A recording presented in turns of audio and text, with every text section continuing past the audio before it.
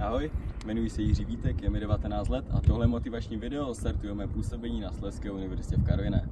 Tak pojďme, já vás provedu mými myšlenkami a proč jsem se rozhodl usilovat o místo na univerzitě. Už od malička jsem se pohyboval v obchodním a podnikatelském prostředí. S postupem času jsem však ale zjistil, že mě baví budovat hodnotu a s týmem lidí hledat odpovědi na obchodní otázky. Nic není silnějšího než lidská vůle a odhodlání. Sestavit potom tedy tým lidí s podobným záměrem a motivací, to si nemyslím, že by mělo být tak těžké. Nám už zbývá vlastně jenom rozjet náš nezastavitelný vlak na cestě k úspěchu.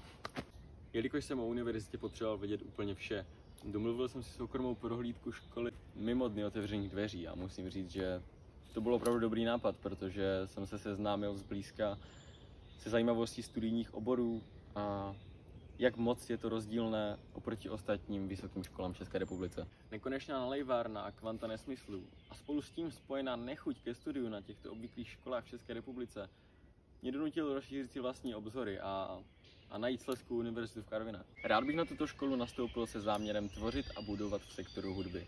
Jelikož jsem vášnivý a ambiciozní producent, tak potřebuji nastartovat změnu. A startovní čáru já vidím za dveřmi univerzity. Když už jsme teda u těch vášní, rád bych vás seznámil jak s mým životem osobním, tak i pracovním. Po několika pracovních zkušenostech v několika firmách jsem nabyl docela dost dovedností. Například být kurýrem jídla mě naučilo komunikace s lidmi. Naopak zase práce za počítačem a tvorba technických výkresů mě naučilo rozvážnosti a dodržování systematického postupu. Pracoval jsem i v gastru a to mě naučilo zachovat chladnou hlavu i pod vysokým tlakem a zároveň koordinovat tým lidí tak, aby vše šlapalo jak hodinky.